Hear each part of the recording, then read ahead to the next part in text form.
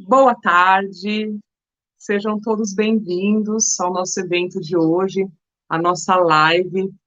Nós convidamos todos os conselheiros da Coordenadoria Norte para conhecer e discutir qual o papel do Conselho Gestor na defesa do SUS. Eu sou a Tatiane, eu sou assessora da gestão participativa aqui da supervisão da Vila Maria Vila Guilherme. E eu vou mediar as interações desse nosso encontro virtual. Esse nosso encontro, ele vai poder ser assistido posteriormente no YouTube e no canal profissional da Escola Municipal de Saúde. Então, vocês podem se inscrever aqui no canal. Vocês não esqueçam de curtir, né, dar um like aqui para a nossa live.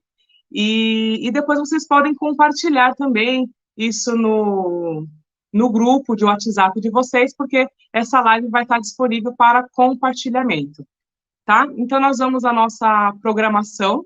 A nossa live, ela está dividida em 3 blocos. No primeiro bloco, nós teremos a apresentação da doutora Ana Cristina Cantsos, que é a nossa coordenadora da Coordenadoria de Saúde Norte, e da doutora Neuza Kemi, que ela é assessora de gestão participativa também da Coordenadoria Norte. Em seguida, no bloco 2, nós teremos a nossa palestrante, a Maria do Carmo, que ela vai falar sobre o papel dos conselhos gestores no SUS, vai ser a nossa palestra principal. E o bloco 3, nós vamos ter a Joelaine, representando a supervisão de Perus, que ela vai falar sobre regimento, ela vai falar sobre o uso dos crachás, e em seguida, a Neuza, da supervisão de Pirituba. Ela vai estar falando um pouquinho sobre as atas e as pautas das reuniões do conselho gestor. E, para finalizar, nós vamos ter respostas a algumas perguntas. Então, vai acontecer uma interação entre os convidados e a palestrante. Então, vocês podem fazer no chat ou aqui nos comentários perguntas, dar opiniões, vocês podem se cumprimentar, né, o pessoal das supervisões que às vezes faz tempo que não se vê. E, no final, nós vamos ter um momento de leitura dessas perguntas, e elas serão pré-selecionadas e a Maria do Carmo vai responder para a gente. Então, curtam a nossa live e nós vamos dar início oficial à nossa live, ao nosso evento. Para isso, nós convidamos para a abertura a doutora Ana Cristina Cantsos, que é a coordenadora da Coordenadoria Regional de Saúde Norte. Seja bem-vinda, doutora Ana. Oi, boa tarde a todos os conselheiros, é um prazer enorme estar aqui com vocês, discutindo um tema tão importante, né, porque a minha vida inteira foi trabalhar dentro do SUS, é minha bandeira de vida, é minha luta, desde que me formei e sou funcionária pública há 32 anos. O que eu queria falar para vocês, desculpem eu estar com máscara, estar com a voz meio ruizinha, que eu estou no 7º dia de Covid, aí nem eu passei dessa vez, primeira vez que eu pego, e porque estou bem abatida ainda um pouco com a questão do Covid, realmente dá muitos sintomas mesmo, né? O que eu quero falar para vocês, enquanto conselheiros do SUS, e o que nós precisamos do papel. Vocês sabem muito bem o papel de vocês, isso está cada vez firmando mais, mas o que a gente gostaria dessa participação de uma forma atuante, de uma forma benéfica, é a gente não ser usado hoje como um conselho político contra um momento político. O que eu quero colocar para vocês é assim, nós do SUS temos que defender a bandeira do Sistema Único de Saúde. Eu fico pensando hoje, se nós não tivéssemos o SUS, o que aconteceu esses 2 anos atrás, o que seria deste nosso país agora. Então, a responsabilidade de ter uma ação de uma dimensão tão grande, que é um país inteiro, que são países da Europa, não tem o tamanho da cidade de São Paulo. Tudo que é neste município é mega. Você vai comprar uma coisa, são milhões de comprimidos que você vai ter que comprar. Você corre no privado para fazer um pregão, você não consegue empresas que consigam ofertar em tempo real a necessidade de absorção desse item que a gente precisa no nosso sistema. Então, o que eu peço para vocês discutirem? Discutir a política pública de uma forma bem sincera e real, porque hoje nós temos que ver aí questões que é uma questão nova no nosso meio, que são os moradores de rua. Nós viemos hoje falando. Hoje não é questão que são usuários de droga. Hoje tem pessoas, famílias que estão indo para a rua porque não conseguem mais bancar aluguel, que não conseguem bancar o gás, que não conseguem bancar alimentação. Então, hoje, o que é o papel do Sistema Único? E, ao mesmo tempo, nós estamos num momento grandioso desse de informatização. Olha, vocês aqui, nós estamos numa live que vai ficar gravada, que vai subir numa nuvem, que vai ficar a vida inteira e a gente vai poder acessar essa dúvida. Hoje, a Coordenadoria Norte ela está sendo um projeto piloto da Secretaria Municipal da Saúde para ela começar com a implantação do sistema integrado dos prontuários eletrônicos. Então, hoje nós já estamos com a aquisição quase finalizada de todos os nossos computadores, impressoras, a rede fria mesmo, que é a rede de informática, né? Os nossos PS integrados, os nossos prontuários eletrônicos, não mais informatizado, e sim um prontuário que você vai poder ter acesso, tanto estando no PS, quando ele passou na UBS, como ele foi para o hospital, o que eu vi, o que eu pedi de exame, o que eu não pedi, a responsabilidade de todo mundo digitar este prontuário. Hoje nós encontramos profissionais que não querem entrar no sistema, e a prefeitura ela está pagando essa assinatura digital do profissional, essa assinatura eletrônica. Então, nós precisamos que esse paciente ele se sinta coberto. Eu já fiz tal exame, eu não vou colher de novo, eu preciso de uma complexidade maior, eu consegui mandar em tempo real para essa complexidade. Então, essa integração dos sistemas, da informação, o histórico desse paciente, a necessidade de acesso maior, porque nós estamos com uma quantidade de usuários no nosso Sistema Único de Saúde muito maior. Nós hoje aumentamos, não temos mais aquela faixa de 60% de SUS dependente. Hoje, dependendo da área que você está, se é consumo de medicamento, se é consumo de alguma coisa, nós estamos numa quantidade bem maior, né? Então, nós usamos o sistema de uma forma mais racional, e nós precisamos dele informatizado, nós precisamos dele potente, mas também nós precisamos do conselho gestor do nosso lado. Nós precisamos que vocês atuem com a gente, mostrando onde a coisa não está funcionando, onde ela está falhando, a dificuldade, quem não está dando essa informatização de forma correta, quem está fazendo o paciente ficar correndo, porque hoje eu vim com um pedido, eu estava na Dutra, quando eu recebi um pedido de uma pessoa que estava falando, olha, ele passou em tal UBS, mandaram ele para a porta do hospital. Que UBS que manda um paciente em fase terminal de câncer para uma porta de um hospital? Então, nós temos que ter responsabilidade na nossa função de usuário do Sistema Único de Saúde. Nós temos que pegar esse paciente e ter uma escuta qualificada, ter uma escuta humanizada. Nós precisamos ouvi-lo na sua integralidade para ver o que eu posso ajudar e não ficar passando o paciente ou encaminhando ao. Então, o que a gente quer do conselho hoje? Que ele esteja junto com as suas unidades, que ele esteja com a sua gerência, com os seus profissionais, que eles discutam a qualidade que a assistência ali do local está prestando, se ela é efetiva, se ela não é efetiva, o que ela poderia melhorar, o que ela não poderia melhorar, o que a gente, enquanto sistema único, pode crescer. Quando a gente fala, às vezes, na terceirização tem as nossas unidades, que nós que somos da direta, nós já estamos aí, eu estou com 32 anos de casa. Então, tem unidades nossas que estão ficando sem funcionários, porque nós estamos aposentando, tem um monte de gente. Então, assim, na hora de pôr para uma terceirização, o conselho não concorda, o conselho ele tem uma luta política em cima da assistência, mas, assim, eu vou deixar a unidade desassistida, essa corresponsabilidade a gente tem que ter, e temos que ter uma linha, porque não estamos em lugares opostos, nós estamos lutando pela mesma coisa. Então, eu peço muito que vocês avaliem e tragam para dentro de cada unidade que vocês representam, para cada discussão, de forma real, verdadeira, as nossas necessidades. Tá? Muito obrigada. Prontuário eletrônica com verba do BID. Muito obrigada, doutora Ana. A doutora Ana falou um pouco da importância da informatização no SUS, então nós agradecemos a participação. Agora nós convidamos a doutora Nelza Akemi Shimizu, que é assessora de gestão participativa da Coordenadoria de Saúde Norte. Ela vai apresentar os assessores das supervisões e a coordenadora de Saúde Norte. Bem-vinda, doutora Nelza. Boa tarde a todos vocês. É com prazer grande que eu estou aqui conversando com vocês. Eu sou a assessora da gestão participativa aqui da Coordenadoria Norte, e nós temos uma equipe de assessores, os quais eu vou apresentar logo em seguida. O nosso papel aqui, na verdade, é de fazer o apoio para vocês, as orientações em relação à atuação dos conselheiros, do conselho gestor, e dentro das necessidades dos seus territórios. Nós vamos estar juntos, trabalhando junto, para tudo isso que a doutora Ana colocou aqui, né, do que a gente tem que estar almejando, o que nós temos que conseguir realizar, melhorar a nossa assistência. Isso só nós vamos conseguir fazendo, trabalhando juntos, né?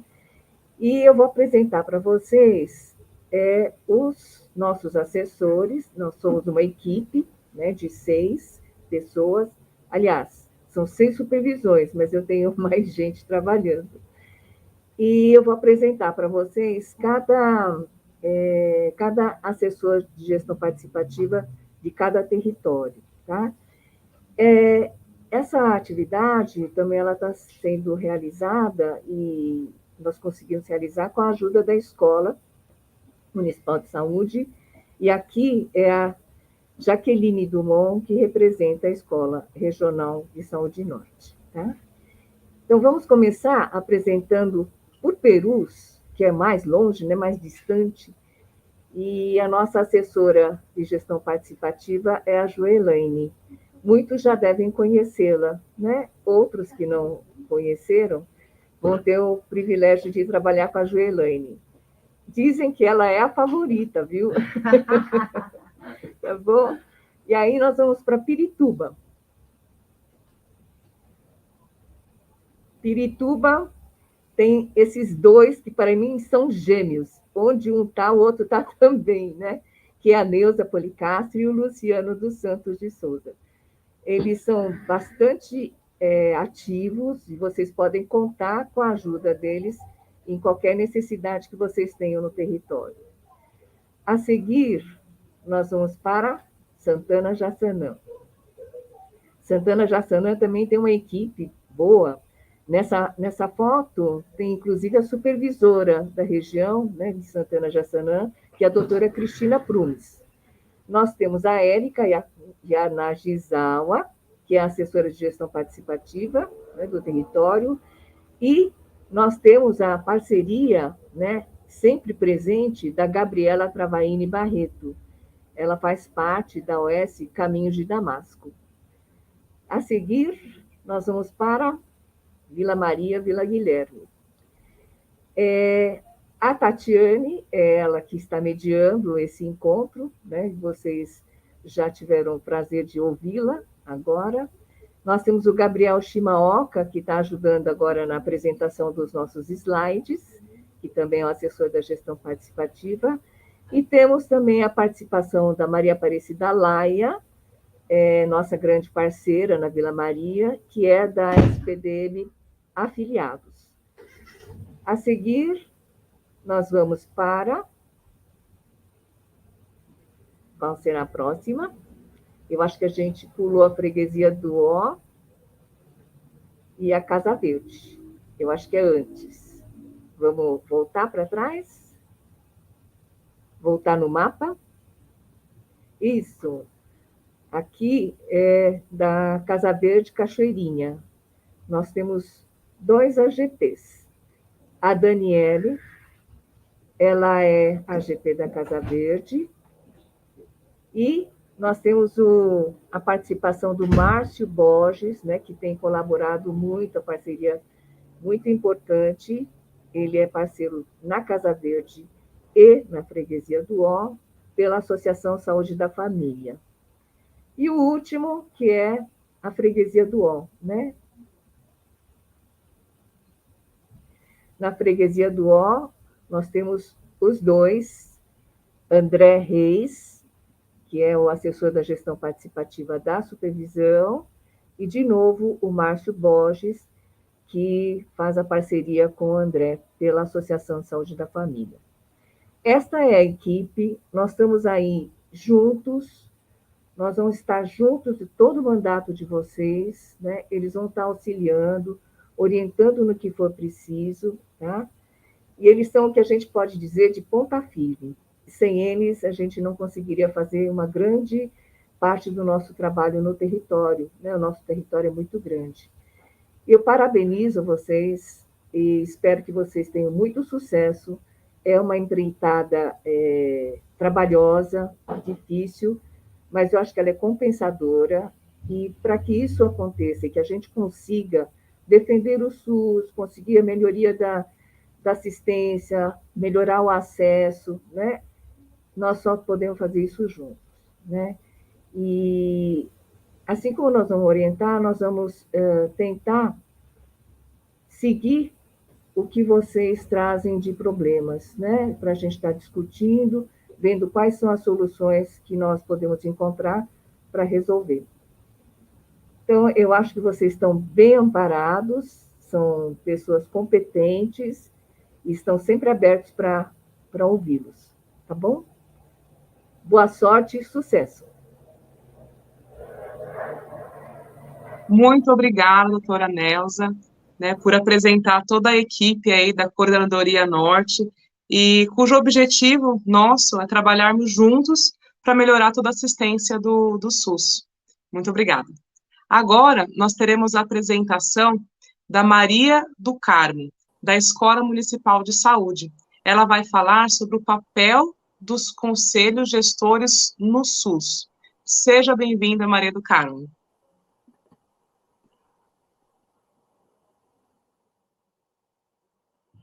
Oi, boa tarde para todas e todos. Com muito prazer que eu aceito esse convite de estar aqui com vocês. Eu quero saudar essa região, né, a Coordenadoria Norte, todos a assessoria de gestão participativa, todos os conselheiros, né, que trabalham aí arduamente na defesa do SUS, todas as supervisões, né, saudando todos,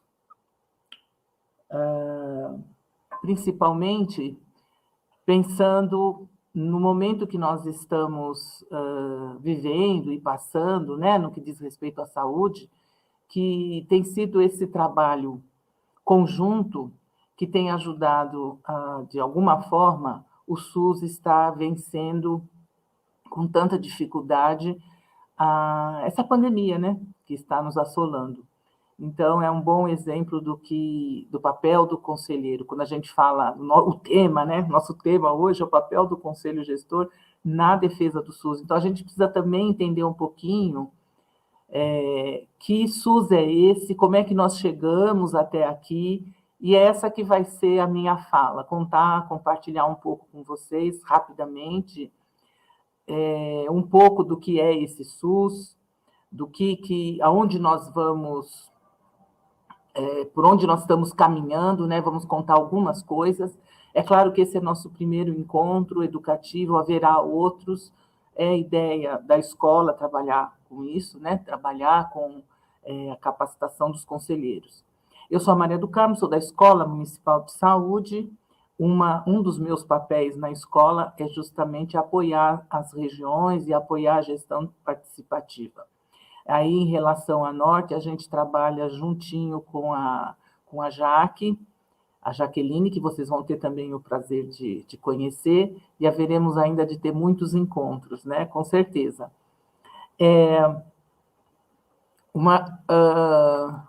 Tem aqui, esse é o símbolo, né, da nossa escola.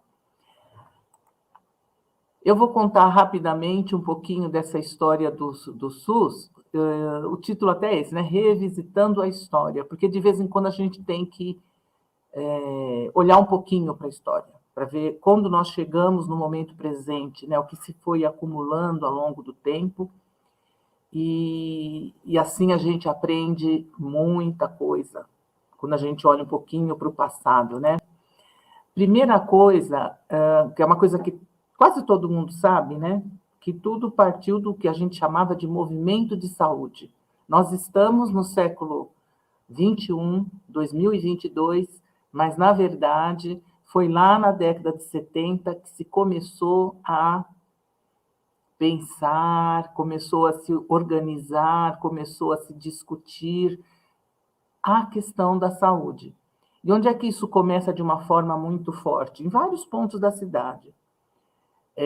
Já de periferia, né, na periferia mesmo. Foi nessa época, na década de 70, que começou a se formar os chamados conselhos de comunidade e as comissões de luta, né, pela saúde. O que eles queriam, né, nesse período? O que eles apontavam como principal necessidade? Era, ao menos, ter um postinho de saúde na região. E aí a Zona Leste foi a primeira região... Espera aí, que eu fiz alguma coisa errada aqui. Vocês estão vendo a tela? Ah, pronto. É porque ficou tudo azul, de repente. Eu falei assim, o que eu fiz aqui de errado? Mas tudo bem, é porque eu cliquei no negócio aqui errado. Mas, enfim, bom, voltando lá à história, né? Estávamos na Zona Leste, especificamente no Jardim Nordeste, quando a própria população começou a se organizar no sentido de, peraí, nós temos que melhorar essa situação, nós temos direito a um posto de saúde, tem posto de saúde em outros lugares. Então, eles começam a se organizar, eles passam a chamar, né, isso já no final da década de 70, aquele movimento todo como comunidade, como movimento de saúde. Então, são processos que... hoje nós falamos essas palavras, né? A gente nem sabe de onde vem, mas vem de lá, porque eles perceberam que, peraí, nós não somos grupo, nós somos um movimento, somos várias pessoas que nos movemos. E quando a gente se move, a secretaria se move também. Quando a gente fica parado, a secretaria fica parada também. Essa é uma das falas, né, das conselheiras, das militantes, eram mulheres, na sua grande maioria, e que se organizaram, e naquela época elas não faziam a menor ideia, né, que depois, 25 anos depois, a gente teria uma lei no município regulamentando o conselho. Elas não faziam ideia dessa história, né? Pois então, vocês também pensem bem nisso, vocês como conselheiros estão agora fazendo parte dessa história. E daqui a 20, 25 anos, né? Que legado vocês podem estar deixando? Bom, enfim, quando chega na década de 80, e aí nós estamos no auge aí da ditadura, já finalizando, né, o processo da ditadura, surge o movimento da reforma sanitária. O movimento da reforma sanitária se apoiou muito nesse processo de discussão e de organização da comunidade em prol de saúde, né? Que, pensando em saúde ainda como apenas a presença de unidades de saúde. Mas depois isso foi mudando, né? Foi feito um encontro de movimentos dos conselheiros de saúde da Zona Leste, isso já em 83, e esse processo, né, de se fazer encontro, chamar outros movimentos de outras regiões, isso foi crescendo, crescendo, crescendo, e junto com o movimento da reforma sanitária, e o movimento da reforma sanitária foi um movimento que envolveu principalmente profissionais, né, os profissionais de saúde, pessoal de nível universitário, as universidades, os grupos, enfim, aquilo foi crescendo de tal forma que em 1986, né, que todo mundo, quer dizer, pode ser que alguns de vocês não tenham ouvido falar, mas é um referencial muito importante quando a gente pensa no SUS, porque foi quando aconteceu a 8ª Conferência Nacional de Saúde, onde ali se discutiu um novo conceito de saúde. Né, aqui tem umas fotos, né, da 8ª Conferência, 1986, lá em Brasília. Essa conferência foi importante porque ela teve participação de trabalhadores e usuários, porque as conferências não tinham essa participação. Vocês podem encontrar o relatório final dessa conferência no YouTube, no Google, basta clicar lá, 8ª Conferência Nacional de Saúde, vocês vão ver fotos e ver o relatório. Eu trouxe aqui uma parte, né, que fala da 8ª Conferência, de um texto que está no relatório final, só para a gente ter a noção, né, do que eles estavam discutindo naquela época.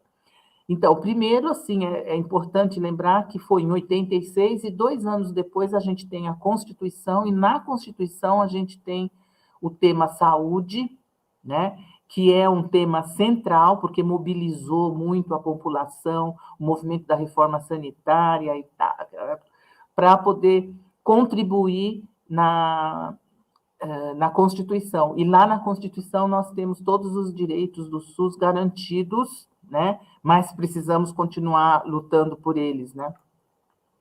Então, eu falei que era um novo conceito de saúde. Então, isso é muito importante, porque esse novo conceito de saúde nos orienta até hoje. E quando a gente está meio perdidinho, a gente para um pouquinho e fala, pera lá, vamos lembrar mesmo qual foi mesmo a nossa luta, o que nós estamos querendo mesmo? Então, é isso aqui, ó, saúde como direito, né? Essa foi sempre a bandeira, né, da 8ª Conferência, a bandeira do movimento de saúde, porque passou do desejo, da necessidade de ter uma unidade de saúde, apenas uma unidade de saúde, para desejar uma coisa muito maior, que é a saúde como um direito e não como um privilégio, a saúde como um processo e não um estado de bem-estar, ou seja, você está com saúde ou não, mas é mais do que isso, você pode estar vivendo um processo em vários momentos de saúde e doença, e que o que determina esse processo são as nossas condições de vida. É o jeito que a gente mora, é o transporte, é o trabalho, é a alimentação, enfim, as condições que nos dividem também. Quando você pensa na periferia, onde tem menores condições, ali você vai ter uma população que luta com muito empenho para conseguir as poucas coisas que tem. Então, essa ideia da saúde como direito, a saúde determinada pelas condições de vida, foi essa ideia que foi defendida na Constituição. E outro aspecto importante, né, na Constituição e na 8ª Conferência foi finalmente se discutir mais a fundo a questão da participação. Participação enquanto conquista e desafio, e não enquanto como um direito mesmo, e não apenas como se houvesse, digamos assim, um favor de compartilhar a participação. Não, a ideia da participação como uma conquista. Então, se você pensar que lá na época, né, na década de 70, na Zona Leste, eles conseguiram montar conselhos de saúde, conseguiram vagas para 2 trabalhadores em um dos movimentos, porque nem se cogitava em ter os trabalhadores juntos, mas eles começaram a ver que precisava ter, até a gente chegar nesse modelo que a gente tem hoje, que é o modelo usuário, trabalhador e gestor, né? Então, começa tudo só com os usuários, depois se somam aos usuários os trabalhadores, depois se somam aos trabalhadores os gestores, e assim se constitui, né, isso que a gente chama de Conselho de Saúde. Então, no relatório da 8ª Conferência, tem um textinho, eu trouxe só esse pedacinho aqui para a gente refletir, participação e controle social na gestão do SUS. Na página 8 do relatório, tem essa frase aqui, que está falando sobre a importância, né, da participação, e a importância da participação para a constituição do SUS, senão não é o SUS. Então, tem essa frase ali, ó. Estimular a participação da população organizada nos núcleos decisórios, nos vários níveis, assegurando o controle social sobre as ações do Estado. Assegurando o controle social sobre as ações do Estado. É muito importante essa frase para a gente pensar de que participação a gente está falando. Bom, e aí, né? Estamos aqui, 2022, e qual é o papel do Conselho Gestor? Então, lembrando de como é que é constituído o Conselho Gestor. Ele é constituído dos segmentos, então, a gestão, o trabalhador, que compõe 50% do conselho, e os outros 50%, a outra metade, são usuários. E por que essa composição, né? É porque a gente sabe, e as pessoas que estavam lá na 8ª conferência, e estavam aí na reforma sanitária, viam muito bem como a questão dos usuários, eles são a parte mais fraca do elo. Por quê? Porque eles não têm acesso às informações. Então, por isso que eles têm que ser pelo menos metade, porque se for menos do que a metade, fica difícil ele conseguir falar em pé de igualdade. Então, é com esse objetivo que se tem esses segmentos divididos desta forma. O gestor e o trabalhador também não pode misturar trabalhador com gestor, embora todos trabalhem, mas se trata da questão de papéis diferentes e de interesses diferentes. Então, quando a gente pensa num conselho, a gente está pensando, sim, que tem interesses em volta. A questão é a gente trazer isso para a discussão, trazer de volta a razão de ser da nossa existência, né, enquanto conselho, e continuar a luta pela saúde, porque ela não está finalizada, né? Apesar de tanto tempo que se passou. Então, uma coisa que às vezes as pessoas não pensam muito, porque a gente usa, né, o termo conselho para muitas coisas, mas conselho gestor de saúde significa que ele está fazendo parte da gestão, né, na saúde. Tem um diferencial no caso do município de São Paulo, porque na maioria dos grandes e pequenos municípios no Brasil, existe o conselho municipal e um conselho, às vezes, de um hospital, alguma coisa, poucas unidades que tem ali. Quando tem algum desses conselhos, eles chamam de conselhos locais de saúde. São Paulo é diferente. São Paulo tem em todas as unidades, todas, SECO, CAPES, é unidade básica, é AME, é hospital, é pronto-socorro, todas as unidades precisam ter conselho, é obrigatório ter conselho, tem leis falando sobre isso. Então, tem esse conselho. Depois tem as supervisões, tem os conselhos de supervisão técnica de saúde. Vocês viram que a Nelza apresentou aí para vocês, né, a gestão participativa que está em cada supervisão. Então, essa supervisão, ela tem um conselho. E depois o conselho municipal. Então, você veja o tamanho do município de São Paulo para se constituir enquanto um conselho, né? Mas, afinal, o que é conselho, né? O conselho, ele é composto, né, por esses representantes que a gente falou. No nosso caso da saúde, é um conselho que tem como propósito assegurar a participação popular na gestão dos serviços. O conselho, ele é deliberativo, ele é permanente, é um espaço de participação, e essa participação é junto, sociedade civil e governo. Por isso que no município de São Paulo se deu o nome de Conselho Gestor de Saúde, né?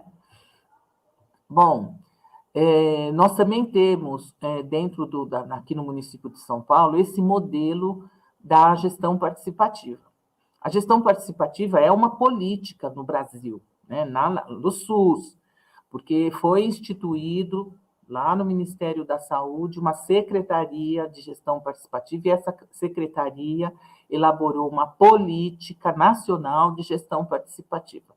E no município de São Paulo, nós seguimos também essa proposta. E aí, essa gestão participativa, ela tem um conceito, né? Então, uma parte, não está o texto completo, mas uma parte do que está na política, a gente colocou aqui para vocês verem. Gestão participativa São atividades que buscam melhorar a gestão do SUS, com a participação dos profissionais da saúde e da comunidade no planejamento das políticas de saúde. Então, é super importante o que a Nelsa apresentou para vocês. Os conselheiros têm que estar junto ali com a gestão participativa. A gestão participativa busca, com muito esforço, atender às necessidades para que os conselhos possam funcionar adequadamente. A gestão participativa ela está baseada na construção de consenso. Então, o que se busca são técnicas, metodologias, formas de organizar o conselho de modo que se possibilite o consenso, né? Então, é papel dessa lógica de gestão participativa reconhecer as diferenças das opiniões e, no processo de discussão e negociação, a gente tenta fazer o melhor na qualidade na gestão, o que não é tão fácil nem tão simples, né? Mas acontece que participação não é estar de corpo presente. Participação é ter poder de decisão, fazer parte da decisão. E aí é uma coisa que a gente tem que convidar vocês, conselheiros, para que possam se organizar de modo a se fazer presente nos espaços de decisão, porque senão não é participação, senão é só corpo presente. Então, a gente precisa conviver com as diferenças, superar conflitos, enfim, para se constituir um conselho ativo, né? Participação na gestão torna todos corresponsáveis pelos resultados que alcançamos. E o que é corresponsável, né? Então, aqui a nossa usuária está dizendo, corresponsável quer dizer estamos juntos, né? Estamos juntos numa luta, numa batalha que é super importante. Vocês vão entrar em contato também e conhecer mais a fundo essas duas leis, a 13.325, a 13.716, de 2004, porque são as leis que falam sobre a organização do Conselho Gestor. E logo de cara, no artigo 1º, né? Olha, isso é muito importante, porque não é todo município que tem lei para o Conselho. A maioria dos municípios se baseia na legislação do próprio Conselho Municipal e aquilo que foi determinado aí em nível central nos estados, né? Então, os estados se organizam, fazem suas leis e envolve os municípios. Mas o município de São Paulo tem sua própria lei. Você vê que os conselhos começaram na década de 90, né? 1992.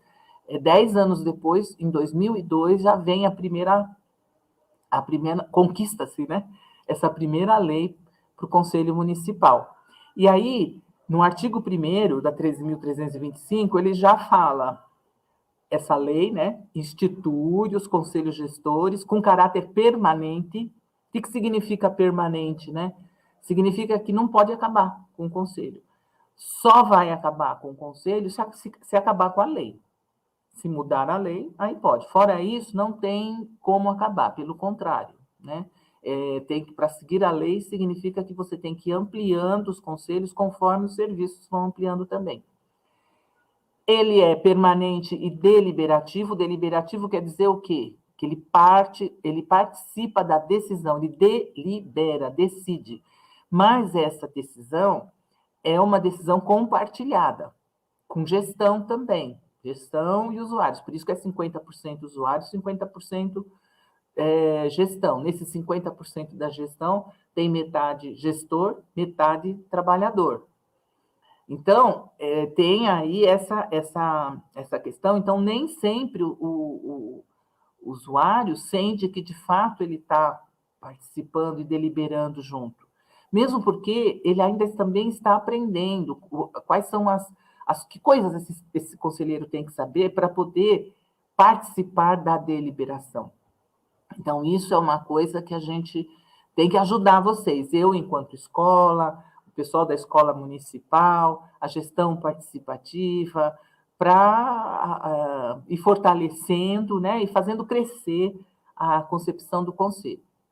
Bom, o que mais? Né? Então, institui o Conselho Gestor em caráter permanente, deliberativo, destinados ao planejamento, avaliação, fiscalização e controle da execução das políticas e das ações de saúde em sua área de abrangência.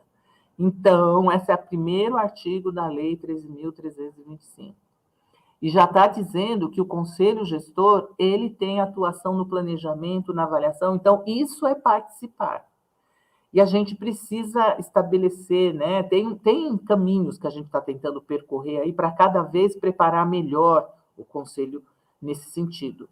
Então, fiscalização é uma das ações, mas ele tem a ação de participar de avaliação, tem instrumentos que tem que se... por exemplo, existe uma coisa que a gente chama de RAG, que é Relatório Anual de Gestão. É um relatório que a gestão faz para analisar, né, o que eles conseguiram fazer e atender ao longo de um ano em cima daquilo que foi planejado.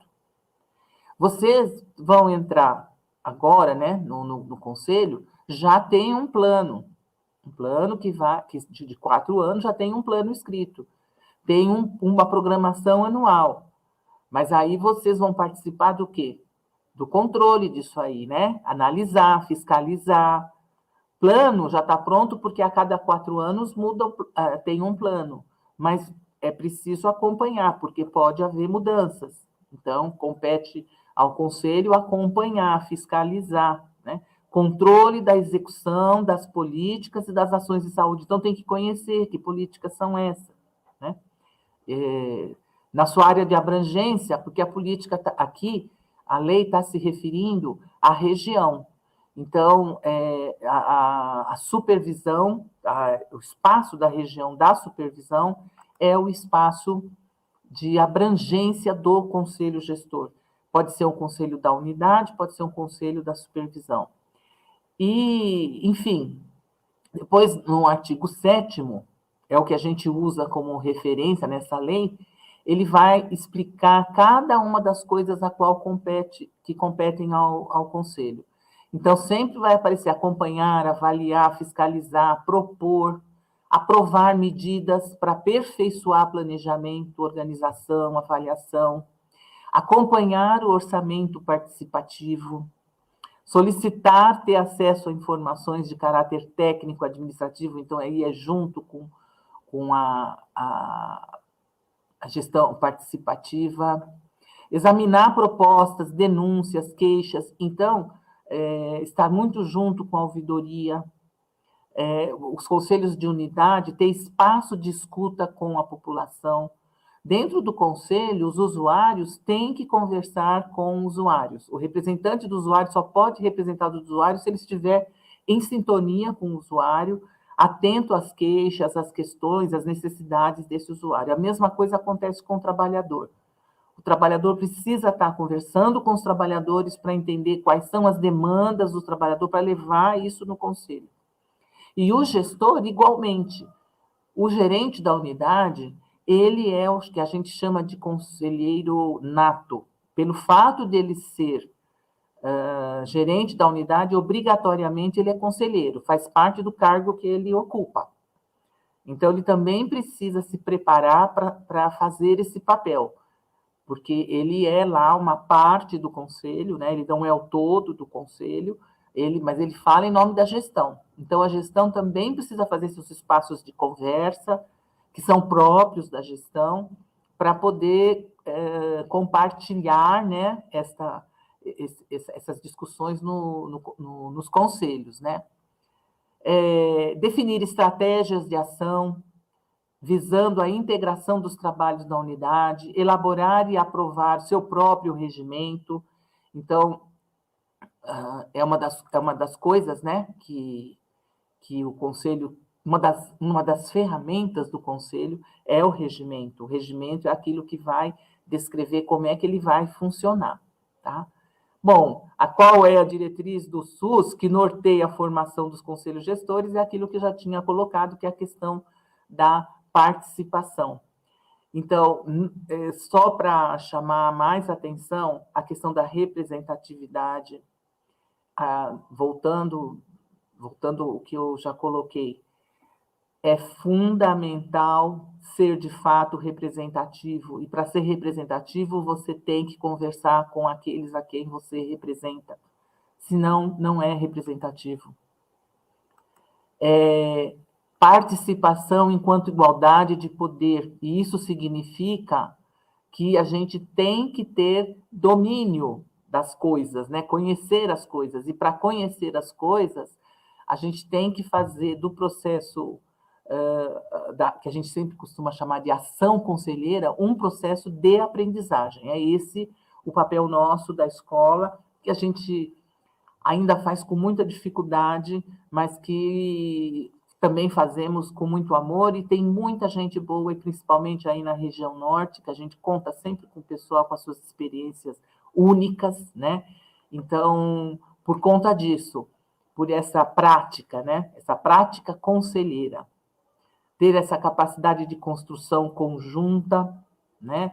Então, lembrando que participação não é concessão, é uma conquista, né? E a luta pela participação é a luta pelo poder, porque o poder quer dizer poder de decidir, poder de fazer parte de, né? Então, poder nesse sentido, o poder que permite que a gente possa construir a saúde como direito, o poder enquanto poder para a gente transformar a sociedade, mudar as situações de injustiça da sociedade, trazer saúde para todos. É esse o sonho, né? É isso que a gente persegue e que a gente deve estar junto trabalhando nesse sentido. Então, as condições para um conselho funcionar plenamente, vamos deixar destacado isso, né? A questão de garantir participação, ser representativo, ter legitimidade e ter autonomia. Vou encerrar com essa fala aqui, que ela está na nossa cartilha, e é algo para a gente discutir, e pensar, e refletir. Como é que a gente faz esse negócio de participação? Como é que a gente faz esse negócio de se fazer representar? Tem vários interesses em volta disso tudo, da própria ação política, né? Então, como é que a gente faz para, dentro do Conselho de Saúde, a gente exercer esses direitos, os direitos de participação, o direito de ação política, né? Então, é por isso esse texto para trazer uma reflexão sobre um grande desafio que é esse, fazer o conselho dar certo. Então, para o conselho dar certo, deve haver independência política. Então, independência política, vamos pensar, o que é isso? O que é independência política? Isso para que as decisões reflitam, de fato, as reais necessidades dos usuários do SUS, e não outras coisas, né? Então, as decisões refletirem as necessidades dos usuários, será que a gente consegue isso? O que mais? Antes de qualquer coisa, o conselheiro luta pela defesa e pela melhoria da saúde da população através do SUS. Esse é o papel do conselho. Ele deve defender o SUS e não interesses pessoais, partidários ou de alguma entidade específica. E aí, o que você pensa sobre isso? Vocês, novos conselheiros, a quem eu parabenizo por estarem assumindo essa função tão nobre, o que vocês acham disso? Pensem bastante sobre isso. Vamos discutir, né, um pouco hoje, vamos continuar discutindo, porque vamos trabalhar bastante juntos, viu? Obrigada, gente. Nós agradecemos imensamente a professora Maria do Carmo, que abrilhantou a nossa live e nos ensinou, né, que o nosso direito à participação não é uma concessão, e sim uma conquista. Muito obrigada. Agora nós temos aqui nos comentários, né, muitos cumprimentos, elogios, então vocês podem usar esse e-mail para continuar, né, conversando e principalmente fazer perguntas que vão ser selecionadas no final. Então, nós temos aqui algumas pessoas que falaram, melhoras, doutora Ana, né, que a Maria do Carmo é gente boa demais, que a doutora Nelza é uma excelente profissional, a Joelane é uma batalhadora, né, eu vou ler alguns comentários aqui, da Joyce Barreto, Ela falou que essa live está sendo transmitida para todos os conselheiros do segmento trabalhador e gestor da UPA de Pirituba.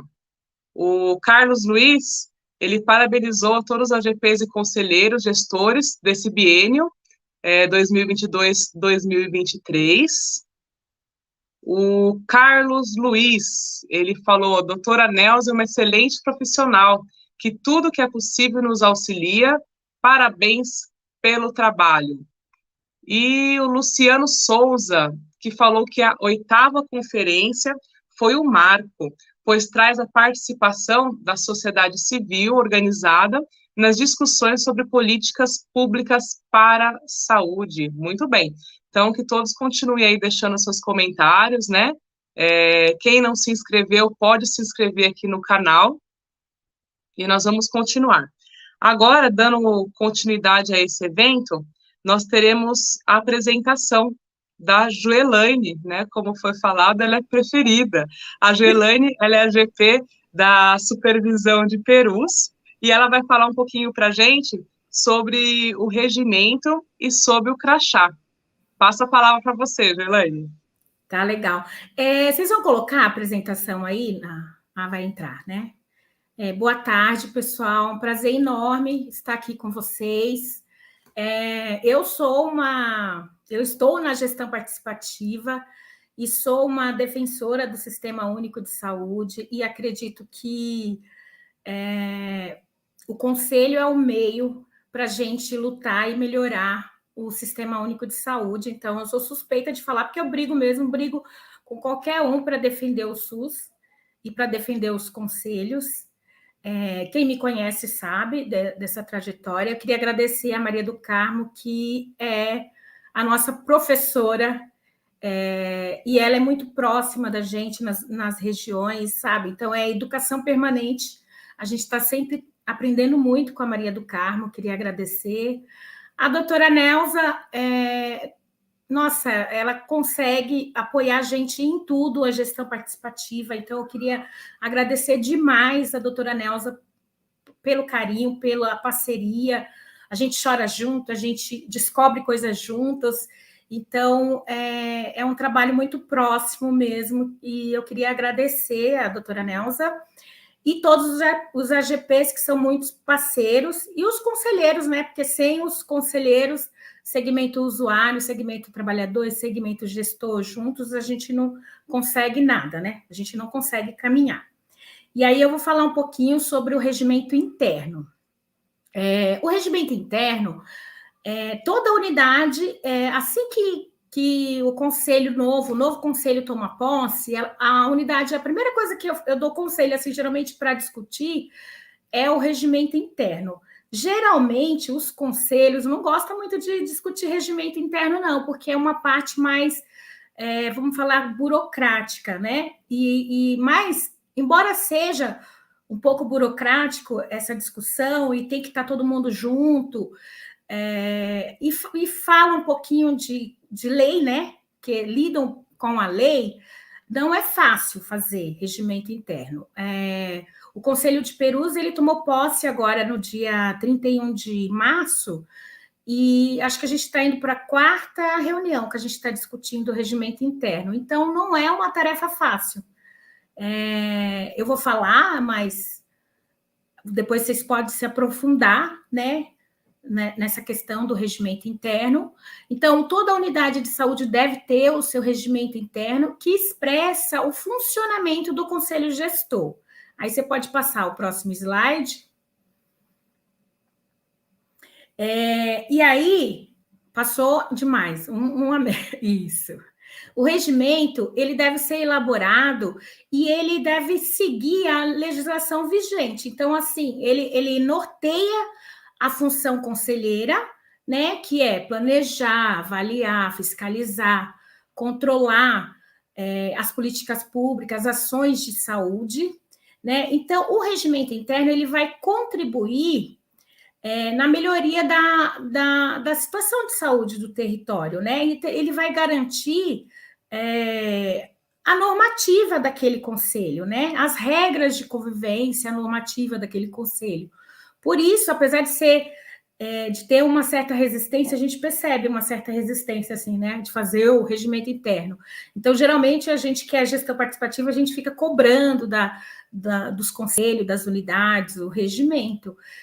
Mas é muito importante, porque tem situações que é o regimento que vai regulamentar, né, essa convivência e essa luta por direitos que se dá através do conselho. Pode passar. Aí eu vou falar um pouquinho da importância do regimento, e aí eu fui colocando algumas questões que aparecem no dia a dia. Então, por que é importante o regimento? Né? Para garantir uma convivência entre os conselheiros, né? Lá vai estar expressado as regras de convivência. É um conjunto de regras descritas para regular situações e melhorar a ação conselheira. Então, assim, tem, por exemplo, no primeiro regimento que eu estou no conselho e na gestão participativa faz 6 anos.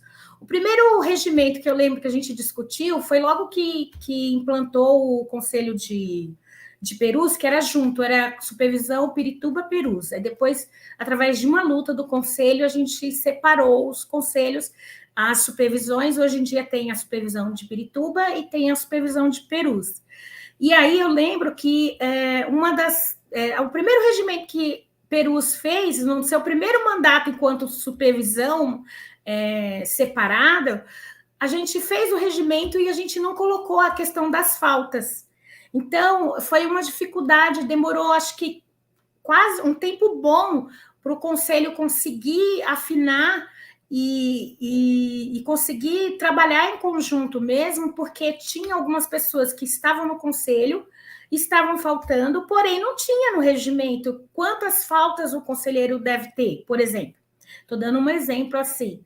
E aí, no regimento, o grupo junto vai definir algumas questões, como essa questão das faltas, né? Então, ele ajuda a informar, né? Eu falei ali, né? A informação sobre as faltas, sanções e sobre decoro. Então, por exemplo, eu já vi conselhos que 2 conselheiros começaram a brigar no grupo do WhatsApp, e aí, depois, já nesse conselho, os próprios conselheiros, levando em consideração aquela situação, daquela briga que teve no grupo do WhatsApp, acharam que a gente deve escrever alguma coisa, sobre alguma norma de conduta e decoro nesse regimento interno, que é nesse mandato novo. Então, o regimento é muito importante. E ele vai normatizar questões que acontecem no dia a dia, como essa questão do decoro, né, de normas morais e éticas que aconteceu, por exemplo, num grupo de WhatsApp ou numa reunião, que deve ser o espaço de discussão. Essa transparência nas regras, né? Então, por exemplo, eu gosto muito daquele conselheiro Y, ele falta, tudo bem, ele faltou. Aí aquele que eu não vou muito com a cara, você faltou, você não está mais no conselho. Então, o regimento, ele traz essa transparência. Qual que é a regra? Tantas faltas justificadas, tantas faltas injustificadas. Então, todos os membros do conselho, através do regimento, ele vai ter uma transparência de como são as regras, para não favorecer um ou outro conselheiro, que de repente pode ser mais querido ou não, né? Às vezes, então, traz essa transparência. Pode mudar e o que a gente recomenda que tenha no regimento, assim, que não pode faltar, vamos falar assim, no regimento. Só eu estou pincelando, né? Porque o tempo é curto. Por exemplo, está mostrando aqui que está. Definir os objetivos, né? Que fim, onde você quer chegar. Definir as finalidades no regimento. Então, assim, a intenção, a motivação para a realização, as competências, quais são as competências, atribuições de cada conselheiro, né? Isso é importante ter no regimento interno. A composição, então, 50%, sempre será, né? 50% de usuários, 25% de gestores, 25% trabalhadores. Porém, a gente pode colocar também no regimento as comissões. Então, por exemplo, uma comissão executiva. O que ela deve fazer? O secretário do conselho, o que deve fazer? O presidente, qual que é a atribuição do presidente? Então, tudo isso, tanto a composição como a função das comissões, pode ter comissões de obras, tudo isso deve estar expressado no regimento interno, tá? O funcionamento, quando devem ser as reuniões, né? Então, a reunião do conselho X vai ser toda terceira, quarta-feira do mês, para que os conselheiros eles possam se programar, porque todo mundo tem a sua rotina, todo mundo tem outras atribuições para fazer. Então, quando a gente coloca no regimento interno o dia e o horário programado da reunião para o ano inteiro, a gente já ajuda o conselheiro a se programar para participar da reunião, né? Quantas vezes vai ser a reunião? Vai ser uma vez por mês? Extraordinariamente, sempre que necessário? É interessante também estar no regimento. Quem vai coordenar a reunião? Né? Pode colocar também no regimento. Definições de voto, né? Quem terá direito a voto, quem terá direito a voz. Por exemplo, aí depois eu vou até perguntar para a Maria do Carmo. O Conselho de Perus, ele definiu que, como é um conselho pequeno, né, com poucos membros, são 16 membros, os próprios conselheiros definiram que na hora da votação todos iam votar, titulares e suplentes. Aí depois eu tenho que ver com a Maria do Carmo, né? Vai que a gente. Mas a gente sabe que o pleno do conselho é soberano, né? É lógico que a gente não pode inventar uma regra ou uma norma absurda que ultrapasse a legislação vigente. Pode passar. O regimento interno, ele é uma ferramenta de organização, né? Por todos aqueles motivos que eu falei antes, né? Você estabelece as regras para o funcionamento, você detalha e formaliza a estrutura de organização do conselho, você coloca as competências, né? O que compete a cada um. E aí ele vira um guia mesmo, né? Um guia da ação conselheira, das regras estabelecidas pelo aquele conselho. Aí, isso daí não pode esquecer, viu, gente? Esse regimento, ele deve ser aprovado no pleno do conselho. Então, assim, Ju, a gerente pode fazer o regimento sozinha, da cabeça dela? Não, não pode. Aquele conselheiro que é mais esperto, tem mais habilidade, de repente é um advogado, ele pode fazer o regimento sozinho? Não, não pode. O regimento, ele tem que ser discutido, pensado e votado no pleno do conselho, que é com todos os membros do conselho presente, na reunião ordinária, com registro em ata e com quórum para deliberação. Às vezes a gente tem algumas reuniões que não tem o quórum mínimo para deliberação, então, se não tiver o quórum, não dá para votar o regimento. Você pode começar uma discussão, mas para aprovação do regimento precisa ter um quórum mínimo para aprovação, que é de 50% mais um dos membros, tá? Pode passar. E como elaborar um regimento interno? A elaboração do regimento interno, ela deve ser democrática, que eu já falei anteriormente, com ampla participação de todos os membros. Então, porque o quórum mínimo é 50% mais um, eu vou fazer só com 50% mais um? Não. Então, o quórum mínimo, a gente vai discutir e aprovar o regimento com a maior participação possível, com uma participação ampla das pessoas, da comunidade, né? Quem tem direito a voto os membros daquele conselho, porém, a comunidade, os convidados, eles podem participar da discussão, devem, né, participar da discussão do regimento. Deixa eu ver o que mais. Tem que ser elaborado, falei já, né? Elaborado e aprovado. Tem uma lei, né, que regulamenta o regimento, coloquei aqui na apresentação, que é a Lei 13.325 de 2002, no artigo 7º, o regimento elaborado não pode ser se opor e sobrepor à legislação vigente, tá? Então, assim, eu não posso criar naquele regimento uma lei ou uma regra que se oponha a uma legislação vigente. Então, por exemplo, assim, vou dar um exemplo. Eu gosto de dar exemplo porque aí a pessoa consegue se identificar naquele exemplo. Eu vou definir, o conselho X vai definir que o conselheiro usuário vai ter pagamento pela ação conselheira prestada, vamos falar assim.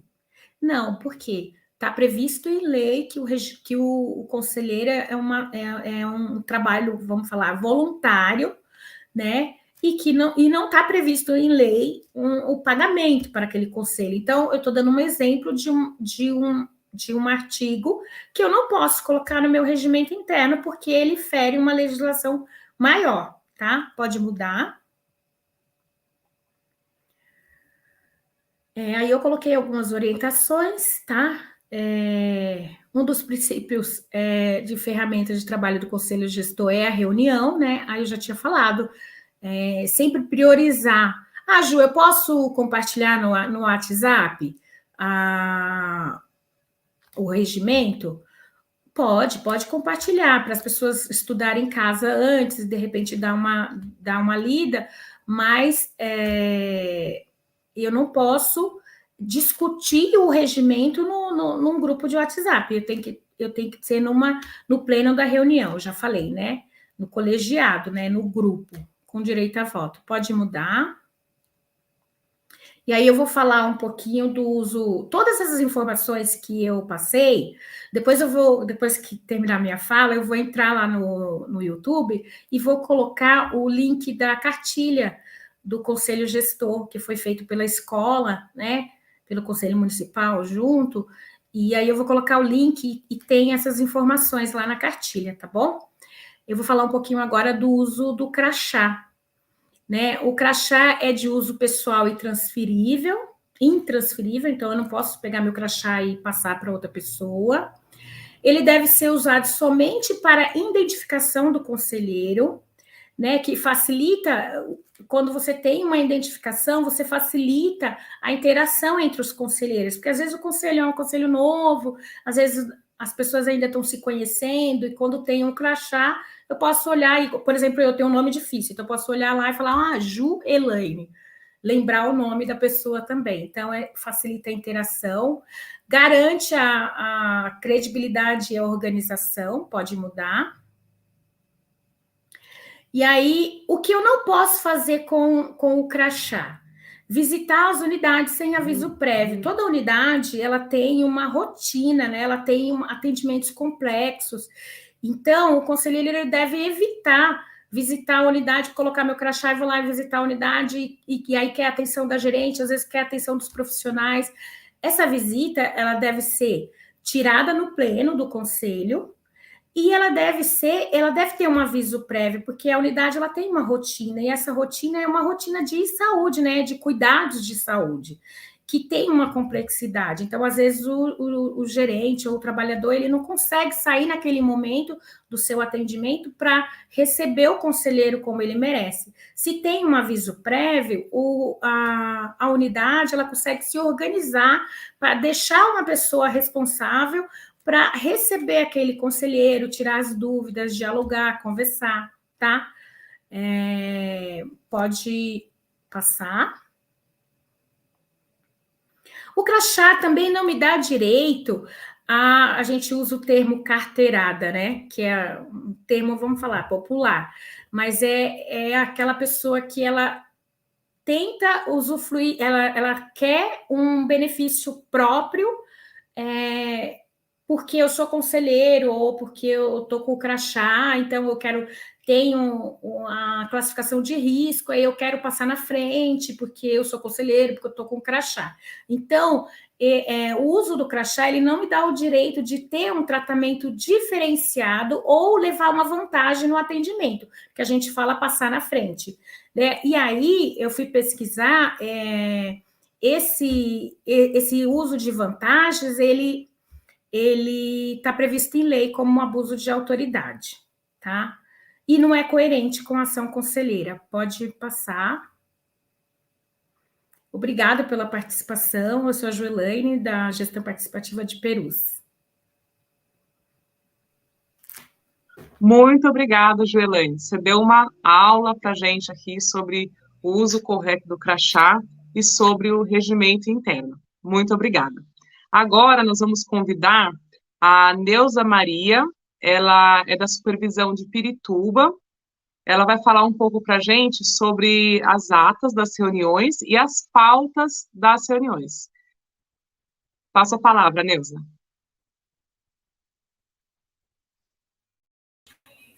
Boa tarde a todos.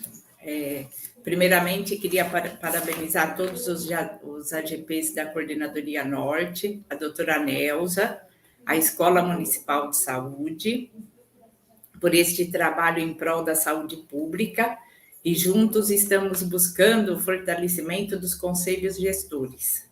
Vou falar um pouquinho sobre a ata, que ela é um documento que registra resumidamente e com clareza as ocorrências, deliberações, resoluções e decisões de reuniões ou assembleias. Acho que está um pouquinho atrasado ali, pode passar. Ela deve ser redigida de maneira que não seja possível haver qualquer modificação posterior, pois a ata é um documento jurídico que a qualquer momento ela pode ser solicitada, né? É um documento público, então ela pode ser solicitada. Também ela pode ser digitada, mas sempre tem que lembrar que ela tem que ser colada no livro ata, obedecendo a numeração e assinada pela pessoa que a fez. No livro ata, ou escrita no próprio livro. Então, a pessoa pode tanto fazer ela digitada e depois cola no livro, ou pode escrever no próprio livro.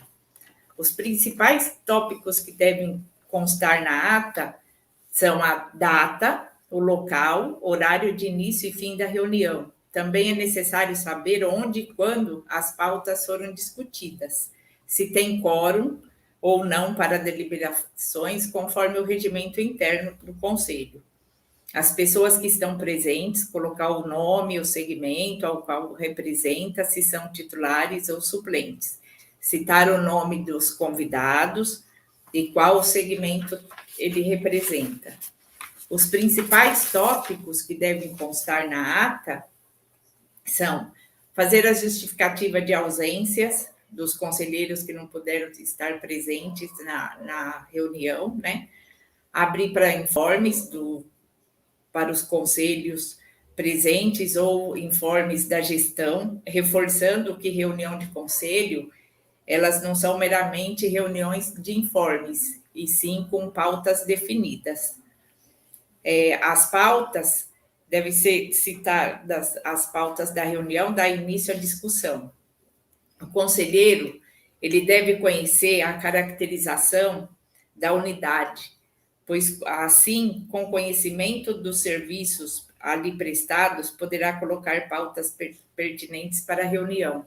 Então, é super importante o conselheiro, quando ele toma posse, e a unidade que ele usa, ele saber o que aquela unidade presta de serviço, de políticas públicas, conhecer ela, porque aí ele vai participar da reunião, ele vai ter ciência das pautas que ele vai levar para discussão, como consultas, fila de espera, regulação. Então, as reuniões precisam ter pautas, e em cima delas são feitas as discussões e as deliberações.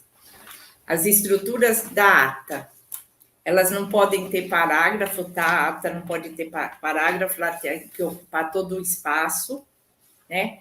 As linhas numeradas, sem abreviaturas de palavras, os números devem ser por extenso, não pode ter rasura, não pode usar corretivo, tem que ter emprego do verbo no passado, falou, discutiu, comentou, a Neuza falou, a Neuza discutiu. Então, tem que estar sempre no passado.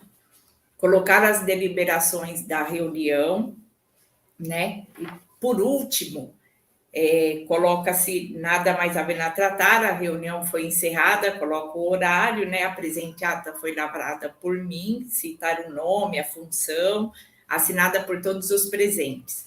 Nesse caso, assinado por todos os presentes, não necessariamente os presentes precisam estar assinando no livro ata que está sendo manuscrito, e sim uma lista de presença, que depois a ata vai ser colada ali, e a lista pode ou ser colada também, ou ser guardada numa pasta arquivada, né? E a pessoa que fez a ata deve assinar. A pessoa responsável por dirigir a ata, se cometer algum erro, ela deve fazer a correção, escrever digo e colocar a palavra correta. A ata precisa sempre ser lida na próxima reunião e aprovada pelo Pleno do Conselho, com ou sem correções. Se houver quórum na reunião, essa ata vai ser lida e vai ser aprovada, porque tem quórum naquele conselho. Caso não tenha quórum, e o conselho decida, porque ela não vai poder ser aprovada mesmo, ela pode ser lida na próxima reunião. E a correção de fala é feita sempre na reunião seguinte. Você faz a correção da ata. A ata, ela foi redigida, ela foi digitada, foi colada no livro, ela não pode mais ser modificada. Então, na próxima reunião é que vai se fazer a leitura, e aí, se tiver alguma correção de fala de alguma pessoa que estava presente na reunião, de algum conselheiro, vai ser feita nessa ata. Aí, para a correção, coloca-se o número da linha e escreve onde se lê, copia o trecho, né, a fala da pessoa, e coloca-se, leia-se. Aí, caso tenha correções, vocês vão colocar ata aprovada com correções, ou ata aprovada por unanimidade.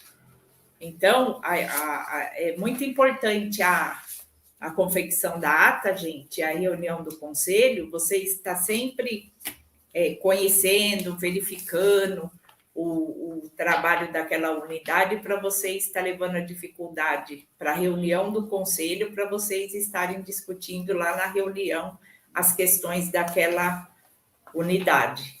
E o registro correto da ata, porque caso necessário for, ela pode ser solicitada por algum órgão. Tá bom? Agradeço pela participação de todos. Muito obrigada. Neuza Maria Cândido, nós que agradecemos. Você falou muito bem sobre a redação da ata, acho que ficou bem claro para todos os assessores de todas as supervisões de como que isso deve acontecer. Nós continuamos aqui com o chat aberto para os comentários, então vocês podem, além dos comentários, vocês também podem fazer perguntas. Nós temos algumas perguntas já pré-selecionadas, e nós passamos agora para essa parte da live, tá? Essas perguntas já estão selecionadas desde o início do evento, e nós agradecemos a colaboração de todos, e quem quiser fazer mais perguntas, por favor, faça aqui nos comentários.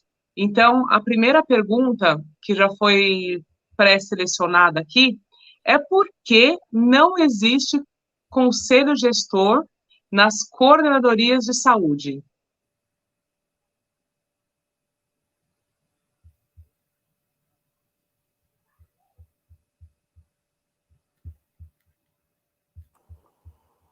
O fone estava desligado. Bom, então, a gente fala coordenadoria de saúde, né? Mas, na verdade, a lei do município chama de coordenadoria de saúde o que hoje são supervisões técnicas de saúde.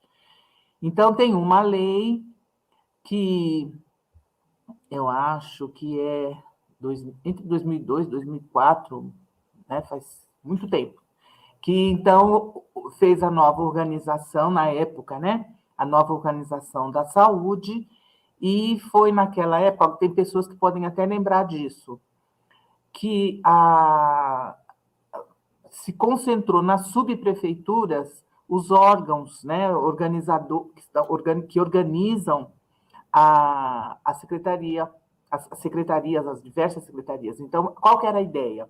A ideia era que a subprefeitura lá tivesse junto também a educação, a saúde, a Secretaria de apoio social. Então, para quê? Para ser mais efetivo, para haver intersetorialidade, que esse sempre foi um propósito, né, de se ter uma gestão cada vez mais próxima da população e que seria mais eficaz se conversassem juntos. Então, essa era a ideia na época. E aí a lei foi criada dessa forma, então a saúde se organizou para isso. E aí chamava a Coordenadoria de Saúde, não chamava supervisão técnica, chamava Coordenadoria de Saúde. Então, as coordenadorias... Não, Ju, elas... não, é Pix. Tudo bem. Então, essas coordenadorias, elas correspondiam ao número de subprefeituras naquela época, né? Tinham, acho que, 30 e poucas subprefeituras. Mudou o governo, num outro governo, acho que foi no governo do Serra, ele modificou essa composição, porque ele tinha que, para conversar, o secretário de saúde, né, teria que conversar e fazer reuniões com todas os 30 coordenadores de saúde. Então, ele reduziu, rearranjou a secretaria, passou a funcionar de forma diferente, criou 5 coordenadorias, 5 grandes coordenadorias, que Norte, era Centro-Oeste, Leste, Sudeste e Sul. Essas 5 coordenadorias de saúde foram criadas por decreto, não pela lei. E aí, no território de cada coordenadoria, aquilo que era antes coordenadoria passou a se chamar supervisão técnica de saúde. E aí nós temos, acho que umas 27 supervisões. Tá? Então, legalmente, o que está na lei, o que hoje chama supervisão, na verdade, é coordenadoria. É um problema, porque tem que ser resolvido em algum momento, porque o que vale oficialmente é a lei. A lei vale mais do que um decreto. Tá? Lei é aquela que é escrita, discutida lá na Câmara dos Vereadores. Lei, quem escreve e aprova é o legislativo. Nós, da saúde, por exemplo, ou mesmo da educação, nós somos do executivo. Então, o executivo pode fazer decreto, mas não pode fazer lei. Então, é isso que aconteceu. É por isso que não tem conselho nas coordenadorias hoje, né? Mas se a gente for pensar, tem, porque todas as supervisões técnicas têm conselho, e eles é que são a coordenadoria do ponto de vista legal. Mas, na prática, hoje nós temos as coordenadorias que têm aquela função que antes era das supervisões técnicas, que eram coordenadoria. Mas isso é um problema que precisa, em algum momento, ser resolvido, rearranjado, ou se discute, muda a lei ou não, porque ficou realmente um problema. Tá? E outra coisa, mais um detalhe, essa é uma razão, assim, no termos de lei, mas em termos de lógica do SUS, o SUS tem alguns princípios, um deles é essa questão da intersetorialidade, e o outro é essa questão de estar próximo, né, da descentralização, quer dizer, de estar cada vez mais próximo, o sistema em si, da própria população. Então, coordenadoria, ainda mais numa cidade como São Paulo, é um negócio muito gigantesco, é muito grande. Hoje, quem está próximo das regiões são as supervisões técnicas, né, porque elas estão diretamente ligadas às unidades de saúde. Então, esse é outro motivo. A coordenadoria está de um formato muito distante. Essa coordenadoria que a gente tem hoje, né? Mas eu acho que é algo que... Aliás, o Conselho Municipal discute muito isso, tá? Já faz algum tempo que não se discute, mas volta e meia vem essa discussão pela questão da lei, que muitas coisas ficaram atreladas a essa lei, então o próprio Conselho naquilo que nós temos que, enquanto lei, enquanto decreto, enquanto resolução, fica super complicado. Então, isso é uma discussão. Quem tiver interesse em participar disso, se manifeste, tudo porque a gente convida quando tiver acontecendo essas discussões no Conselho. Não sei se deu para entender? Deu, né? Deu sim, ficou bem claro, tá? Nós vamos aqui para o chat, nós temos uma pergunta, a pergunta aqui do Nelsinho Ferreira. A pergunta dele é: qual o papel da gestão para com o conselho gestor? Gostaria que a dona Maria do Carmo respondesse essa pergunta. Grato, Nelsinho Ferreira, da Supervisão da Vila Maria. Então, a gestão faz parte, né, do conselho, portanto, ela tem o mesmo papel que o conselho tem. Né? O conselho tem o papel, aquele que eu coloquei lá, né, que ele tem que... É um órgão colegiado, resolutivo, que delibera, que tem que fazer parte da avaliação, planejamento, fiscalização, né? Então, o gestor é um segmento que, em primeiro lugar, ele tem essa mesma função do conselho como um todo. A gestão tem por obrigação, né, o papel da gestão é garantir que o conselho, enquanto colegiado, funcione. Essa é uma questão. Agora, se a gente for pensar na unidade de saúde, tem papéis específicos do gestor. Então, por exemplo, o gestor, dentro de o gerente, né, lá da unidade de saúde, ele tem que garantir que o conselho se constitua enquanto conselho, né? Primeiro, ter os conselhos. Então, ele tem que favorecer, dar as condições necessárias, espaço físico, condição de funcionar, essas coisas básicas. Ele também tem coisas que ele não pode fazer. Então, por exemplo, ele não pode se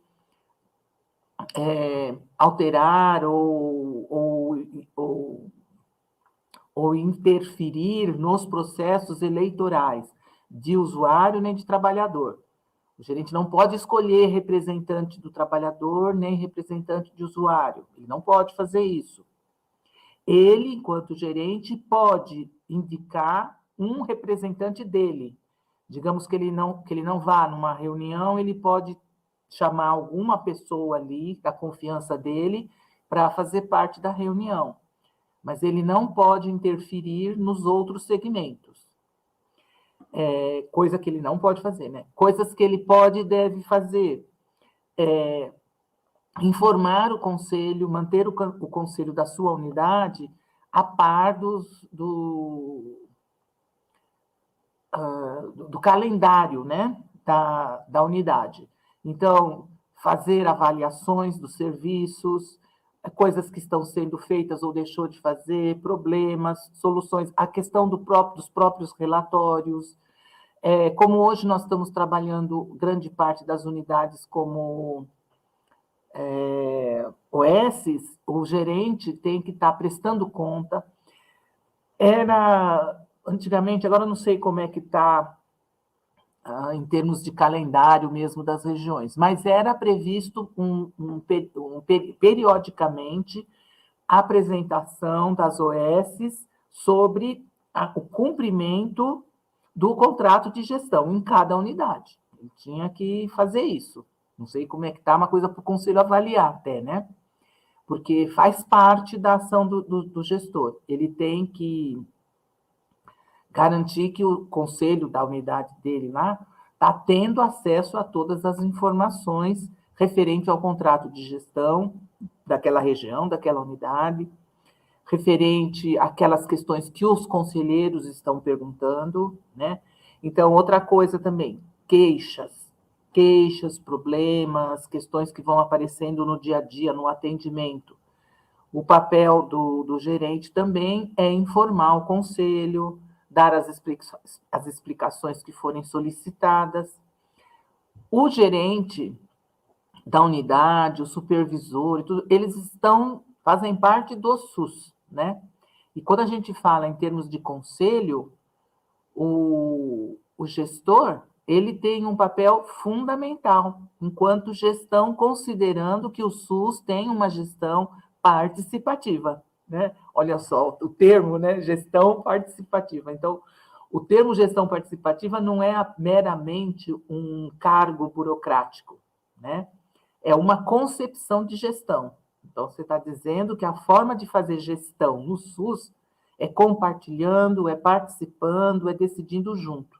Então, um gerente que assume um papel de gerente, antes de tudo, ele tem que estar, exatamente como os conselheiros, se apropriando do que é, qual é a legislação do conselho, saber qual é o plano municipal de saúde daquela região, o que está sendo, quais são os problemas daquela região, manter o conselho a par dessas situações, né? E o papel dele, enquanto gestor, gerenciar o serviço, é garantir que esse serviço funcione de acordo com o que está previsto para ele funcionar e que ele atenda às necessidades de saúde daquela população. Então, o gestor, ele não está sozinho, né? Ele faz parte de um corpo de gestão, que tem várias pessoas. Tem áreas técnicas, tem vários setores, né? Tem setores dentro da supervisão, tem dentro da coordenadoria, tem lá na Secretaria Municipal. Então, esse é o segmento gestor, é um segmento grande lá, de muitas cabeças pensantes e que fazem parte igualmente dentro do conselho. O papel dele é esse, né? Compete ao gerente também, além disso, identificar também as dificuldades do conselho para realizar suas ações. Se um gerente está diante de um conselho, por exemplo, que não está funcionando direito, as pessoas estão faltando, ele tem que também tomar alguma atitude. Aí vai lá, conversa com a gestão participativa e vamos pensar em soluções, saber por que está acontecendo esse problema e pensar soluções. Não é simplesmente fazer de conta que o conselho está funcionando, ele também tem responsabilidade no sentido de garantir um funcionamento adequado e de acordo com a lei do conselho gestores. Certo? Certo. A gente tem um comentário aqui da Cícera Salles, ela fala que nós precisamos cada vez mais implementar a educação permanente como instrumento de preparação para conhecimento dos conselheiros. Aí, emendando nesse comentário da Cícera, nós vamos para a pergunta que a Rania Yokai colocou aqui. Vai ter curso para quem entrou no conselho neste ano como eu? Rania e a própria Cícera, muito bem, o comentário que a Cícera colocou já mostra qual é o nosso caminho, né, o nosso propósito. O nosso propósito, a nossa ferramenta mais importante, quando a gente pensa em cursos e tal, é a educação permanente. A Rania está falando, e aí, eu estou chegando agora, quer dizer, qual que seria o ideal? O ideal seria que imediatamente a gente já tivesse com ações bem próximas, né, organizadas a nível de supervisão, porque daí fica próximo das unidades, para estar preparando os conselheiros. Isso a gente consegue fazer não de forma igual na cidade toda. Tem regiões que é mais tranquilo, tem condições melhores, até de espaço físico, até de profissionais, e tem outras que nem tanto, então não é fácil. Qual é o nosso projeto, né, enquanto educação permanente? Nós temos um material que nós estamos fazendo uma revisão, atualizando esse material, e a gente tem uma política, né, que a gente chama de política de educação permanente para o controle social. E nesta política, a ideia é que a gente tenha o que a gente chama de facilitadores da educação permanente. Então, nós temos facilitadores formados em todas as regiões, porém, o que aconteceu? Nós tivemos um problema com a pandemia. Não conseguimos dar continuidade aos processos, demorou para a gente se articular novamente, começar voltar a fazer reuniões, ter a estrutura necessária para isso, e foi uma grande perda, nós perdemos muito desses facilitadores. a ideia era que seria o quê?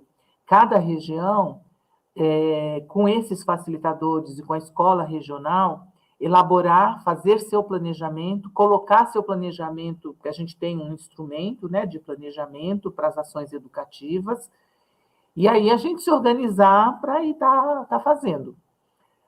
Mas isso não foi tão fácil. Nós não conseguimos, no ano passado, completar a avaliação do nosso projeto no Conselho Municipal. O Conselho Municipal fez algumas ressalvas, então vai passar novamente por esse conselho que está agora assumindo, para a gente ver se o projeto vai para frente ou não, porque no nosso planejamento era para a gente ter começado o projeto no início desse ano.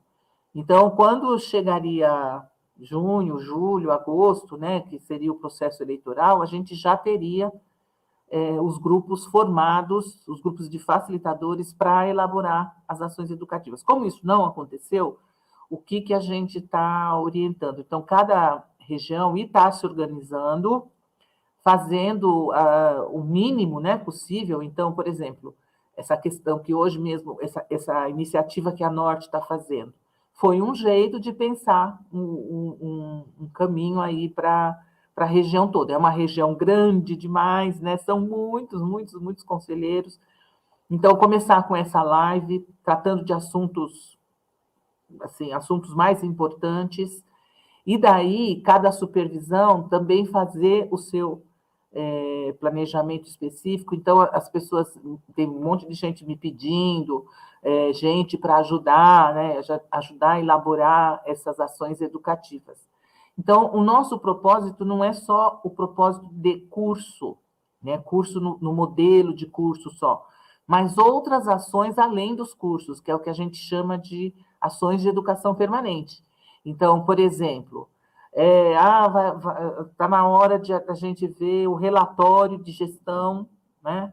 Então, vamos fazer uma ação educativa para entender o que é o relatório de gestão, como é que faz a avaliação do relatório de gestão. Essas questões que foram colocadas hoje, né, que é dúvida para todo mundo. Como é que eu faço o regimento? Como é que eu vou acessar a legislação para poder colocar no relatório, para poder discutir, né, o regimento e tal. Enfim, tudo isso são ações educativas, que às vezes a gente não entende como ação educativa, mas são ações educativas, né? Então, não vai dar para fazer o curso do jeito que a gente queria, porque, na verdade, o nosso projeto não é um curso, mas são várias ações ao longo do tempo todo em que o conselheiro está atuando como conselheiro. Essa aqui é a nossa metodologia. A gente tem um documento norteador da metodologia da educação permanente, tem sequência de atividades, tem todo um material, né? Falta gente, falta pessoas para a gente poder realizar isso. Mas as regiões fazem, assim, um milagre, eles conseguem se organizar. Aqui mesmo, o pessoal da gestão participativa pode até estar se colocando, falando o que estão planejando, mas Vila Maria está planejando, Santana já está com propostas, enfim, cada região, cada região já está se organizando nesse sentido, tá bem? Não vamos deixar a míngua os conselheiros, de maneira nenhuma, e estamos juntos, vamos tentando dar conta dessa tarefa, mesmo sem o nosso projeto ter sido aprovado, né? Eu espero que isso aconteça nos próximos meses, que a gente consiga pôr isso para frente o mais rápido possível, mas, independente disso, vamos fazer as ações educativas. Tá bom, Rânia? Bom, nós vamos aqui para a última pergunta dessa live, que é do CAPES AD Pirituba Casa Azul. A pergunta é a seguinte: gostaríamos que falassem do papel do conselho gestor de forma mais prática. Como o conselho pode atingir instâncias maiores? Como acontece a comunicação ao conselho municipal? Ah, tá. É bom, olha, essa questão do conselho municipal, da época, do final de 2019, começo de 2020, estávamos discutindo com o Conselho Municipal uma proposta que era porque já fazia tempo que tinha essa necessidade da gente criar um link maior entre os conselheiros locais e o conselho municipal. Então, uma das ideias foi abrir uma agenda para receber visitas, por exemplo, para as pessoas conhecerem um local, participar de uma reunião e tal. Com essa história da pandemia, começou a se ter reuniões online, e agora a ideia é ter a reunião híbrida, ou seja, presencial e online. Agora o Conselho finalmente conseguiu o equipamento necessário para fazer isso, está com microfones adequados, está com computador, está com as coisas lá necessárias para fazer isso. Então, hoje, as reuniões, os plenos do Conselho podem ser acompanhados pelo Facebook, e a gente vai poder fazer essas reuniões híbridas. Então, as pessoas podem ir lá na secretaria, na General Jardim, número 36, no 4º andar, e conhecer o Conselho, mas também pode fazer isso online. Então, essa é uma questão. Mas o Conselho Municipal também mudou agora, tem uma nova gestão entrando. Então, essas eram propostas do Conselho anterior. Então, vai ter que rediscutir nesse grupo se vai manter essa proposta ou não. Então, isso é uma coisa, ir visitar e conhecer, saber como é que funciona, tarará, tarará. Outra coisa é quando precisa se comunicar com o Conselho, né? Que é a pergunta do CAPS-AD. Como acontece a comunicação? Então, hoje, como é que é? Qualquer pessoa pode se comunicar com o Conselho das formas normais de comunicação, aí, desde telefone, e-mail, pode encaminhar processos, pode mandar... caminhar processo que eu estou dizendo pode ser de perguntas, de dúvidas, ou de como é que a gente fala? Denúncias, enfim, ele pode fazer isso utilizando... Então, existe uma página, né, no site lá da Secretaria Municipal de Saúde, tem uma página do Conselho Municipal de Saúde, e lá tem todos os formatos onde a pessoa pode acessar, né, todas as informações.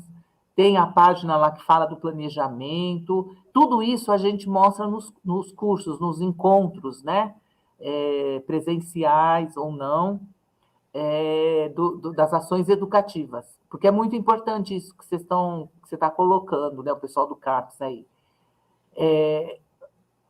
Outras instâncias maiores, por exemplo, é a própria supervisão, a própria coordenadoria.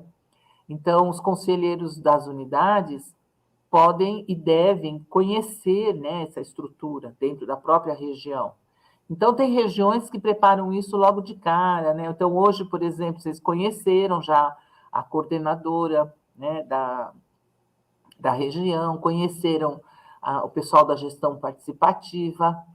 Então, dá para se pensar, né, numa explicação mais concreta de como é na Zona Norte. Como é que você faz? Bom, o primeiro passo realmente é através da gestão participativa, porque facilita bastante esse contato. Agora, tem outra coisa. Os conselhos têm supervisões. Aí eu tenho... Sumiu comissões. As comissões, elas são espaço também de aprendizado, de discussão e de participação. Então, por exemplo, o CAPS-AD. CAPS-AD é da saúde mental. Tem uma comissão, que, aliás, é uma das melhores comissões do Conselho Municipal. Tem uma comissão de saúde mental. O que é uma comissão? A comissão é quando alguns conselheiros ali assumem, né, um trabalho que eles vão fazer no formato de comissão e que atendem às necessidades que os conselheiros estão colocando. Então, saúde mental, tem uma política de saúde mental. Aí os conselheiros acharam super importante que se garantisse essa política. Então, eles criaram uma comissão, onde nessa comissão se discute todos os problemas de saúde mental, e através disso o conselho vai atuando para ajudar, né, a resolver os problemas. Então, é possível, por exemplo, conseguir isso. Vamos visitar lá a reunião do pessoal do CAPES, conhecer a Comissão de Saúde Mental, ou se tem alguma coisa específica que o CAPES queira procurar, quer dizer, às vezes vocês estão com algum problema e querem se comunicar especificamente com esse problema. Então, procurem a gestão participativa, para a gestão participativa ver o melhor formato. Mas a ideia do conselho, que a gente fala conselho enquanto um órgão, um colegiado, é que todos os espaços estão abertos para o conselho, não tem espaço fechado. A informação é direito, e a gente tem uma obrigatoriedade de manter todo mundo bem informadinho sobre as questões. Essas instâncias maiores, elas têm que ser acessíveis. Se elas não estão sendo, a gente tem que ver por quê e tentar resolver isso. Não sei se a Nelza quer completar essa questão, que eu achei super importante, aí você pode, talvez, falar alguma coisa mais específica em relação à questão da Norte. Então, aqui na Norte, nós trabalhamos numa equipe, né, de assessores de gestão participativa. Então, nós estamos sempre integrados, discutimos conjuntamente os problemas da coordenadoria como um todo, né, e encaminhamos as soluções. Cada supervisão tem o seu assessor de gestão participativa, eles são autônomos, né? A gente só discute as questões para ter uma condução uníssona, né? Meio homogênea. Não é ditatorial, nem assim, tem que seguir esse modelo. Não, a gente discute qual é o modelo melhor para todos, né? Mas cada um segue aquilo que a região está pedindo, né? Que a região está solicitando. Eu acho que a gente tem que respeitar a característica de cada local, né? Mas é isso, e nós somos assessores que acreditamos na educação permanente, nós acreditamos que para fortalecer o SUS, para fortalecer mesmo a sociedade, garantir nossos direitos, né? É só através do conhecimento. E aí, como a Maria do Carmo falou, às vezes não são cursos, né? Às vezes a gente tem que aprender com as experiências do dia a dia que nós estamos vivendo e trazendo, né? Eu acho que isso é mais vivo, é mais fácil da gente entender e tentar encontrar soluções. Nós todos aqui estamos disponíveis, né? Todos os AGPs sempre estão presentes nas suas supervisões, eles ouvem, eles atendem. Então, qualquer dúvida, pode recorrer a eles, viu? Eu estou comprometendo todo mundo. Não, e falando que a doutora Nelza, ela participa bastante das reuniões dos conselhos das regiões, né? Sempre a doutora Nelza está presente, a doutora Ana, geralmente, quando o conselho solicita também, participa. Então, assim, a Nelza, ela justifica, ela fala, Ju, eu não vou poder entrar na reunião hoje do conselho de vocês, porque eu tenho uma reunião do conselho municipal, mas ela está tão habituada a participar das regiões, das reuniões das regiões, que quando ela não vem, ela justifica. Então, eu quero falar que isso é muito importante, porque aí a gente se sente mais respaldado, porque a coordenadoria, ela é a unidade orçamentária, né? Então, quando se fala de orçamento, de dinheiro, nem sempre a supervisão tem essas informações. E ter essa participação presente da Norte nas reuniões é muito importante. E também tem um fórum consultivo da Norte, que eu acho que esse ano, eu não sei se foi natural, viu, doutora, mas acho que mudou um pouquinho o formato do fórum e está se trabalhando temas de saúde, que eu acho que isso é importante, né? Então, discutiu-se saúde. Cada fórum, a doutora Nelza está convidando as áreas temáticas da supervisão para mostrar e fazer uma apresentação, por exemplo, a farmácia, assistência farmacêutica, fez uma apresentação no fórum, os conselheiros, que aí tem conselheiros de todas as regiões, para a gente tentar entender como que funciona a pasta, como que funciona, como que essa informação chega nas unidades, como que é a distribuição, estou dando um exemplo. Então, eu acho que isso é muito importante, a gente discutir os temas de saúde e também ampliar, porque, assim, Maria do Carmo, às vezes a gente fica muito na discussão, que é importante, não estou falando que não é importante, é muito importante a gente discutir o nosso território, né? A gente discutir as necessidades e ações do nosso território, mas tem horas que a gente precisa também ampliar essa discussão. Vou dar um exemplo.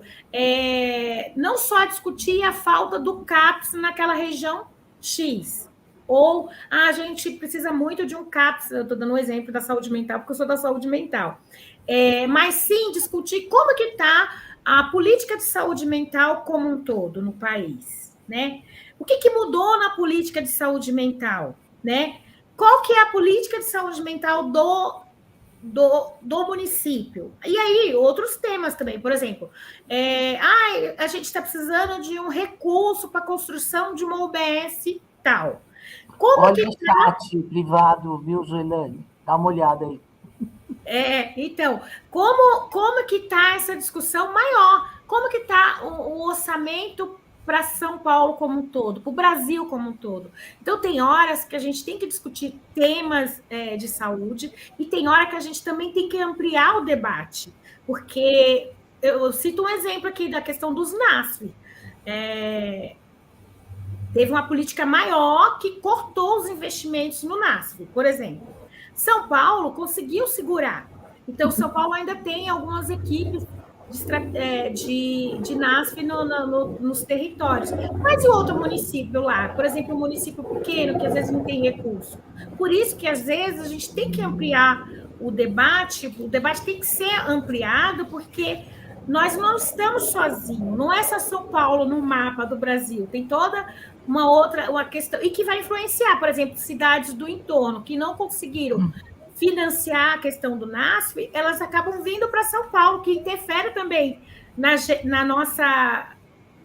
nossas ações de saúde. Então, nós não estamos sozinhos. Tem mais gente querendo falar. Pode falar. Não, tem mais gente querendo falar e faltam 6 minutos. Gente, a gente quer agradecer a participação de vocês, né? Muitas pessoas perguntaram se essa live é gravada. Sim, ela é gravada, né? Depois ela pode ser consultada pelo YouTube. Aí eu queria só que vocês se despedissem rapidamente, tá bom? Vamos começar pela doutora Nelza. Bom, então vou encerrar minha fala. Tudo isso que nós falamos, que a Maria do Carmo falou, que a Joelane falou, nós estamos aqui para reforçar e fazer com que nós consigamos levar tudo isso em ação, né? Mudar o que não está perfeito, o que não está bom, chegar à perfeição. Eu sei que perfeição é uma coisa difícil, uma coisa utópica, mas acho que a gente tem que perseguir. E fortalecer o SUS. E vocês têm um papel fundamental nessa história. Foi muito bom estar aqui com vocês. Essa é a primeira live que nós estamos fazendo, mas nós prometemos que teremos mais. A gente acredita nisso, né, na educação permanente. Tá bom? Boa tarde a todos e até a próxima. Obrigada, doutora Nelza. Neuza, pode se despedir. Boa tarde, quero desejar uma ótima tarde a todos, né? Quero dizer que a gestão participativa aqui da Supervisão Técnica de Saúde de Pirituba está à disposição de todos os conselheiros do nosso território para nos procurar, tirar dúvida, vir conversar com a gente. Também falar que estamos já pensando em novas ações aqui no nosso território, né, onde vamos estar auxiliando com ata, pauta e participando das reuniões dos conselhos das unidades. E agradecer a todos pela participação, foi muito bom. Primeira live que eu estou participando, foi ótima, e a gente vamos aprendendo junto aí, junto com os conselheiros, mas estamos abertos para qualquer dúvida. Tá bom. Joelaine, rapidinho.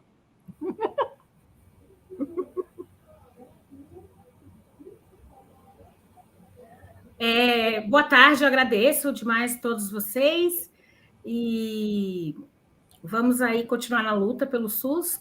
Estou à disposição na gestão participativa de Perus. Quem precisar pode procurar. E vamos, é isso, gente, continuar dialogando e lutando para construir um sistema único cada dia melhor para todos. Um abraço. Obrigada. Professora Maria do Carmo, pode se despedir. Obrigada, boa tarde para todas e todos. Um prazer, muito bom, muito legal estar com vocês aqui, conselheiros e conselheiras, e com essa equipe maravilhosa aí, a Joelaine, a Tatiane, a Neuza, a Neuza, e todos os outros, né, que ficaram nos bastidores aí trabalhando. Parabéns, mais uma vez, por essa iniciativa. Um grande beijo no coração de todas e todos. Obrigada. A gente também quer agradecer aqui o Gabriel Shimaoka, que está aqui nos assessorando pela parte técnica da live, né? Como já disse, essa live está gravada, então depois vocês podem compartilhar essa live pelo YouTube e também compartilhar nos grupos para assistir, que todos os conselheiros, eles assistam. Seguir o canal, né, da escola, o canal oficial, profissional da escola aqui pelo YouTube, curtir essa live, tem um likezinho aqui embaixo, se inscrever, né, no canal profissional, isso ajuda bastante, e em caso de que a sua pergunta não tenha sido respondida, né, durante essa live, nós estamos disponibilizando aqui o e-mail da doutora Neuza, ele está aqui embaixo, é o e-mail pessoal dela, então vocês podem perguntar tudo que vocês não conseguiram perguntar aqui na live, que ela está tornando isso disponível para todos. Tem outros canais também que vocês podem acompanhar, outros canais oficiais da escola, que é o Instagram, né, Escola Municipal de Saúde, SP, e o Facebook também, que é a Escola Municipal de Saúde. Também está aparecendo aqui embaixo e vai ficar gravado nessa live. Lembrando que qualquer pessoa pode conversar com o conselho gestor, é só procurar o conselho mais próximo, né, que é a da sua unidade mais próxima, então vocês têm essa possibilidade e participar em todas as reuniões. Então nós estamos chegando oficialmente ao final dessa live, foi muito bom ter a participação de todas, né, muitas pessoas online presentes, agradecemos também a todos, e sigam, né, os canais disponíveis e aguardem que em breve nós teremos novos eventos e novos conteúdos para todos os conselheiros e todos os usuários. Tchau. Tchau, pessoal.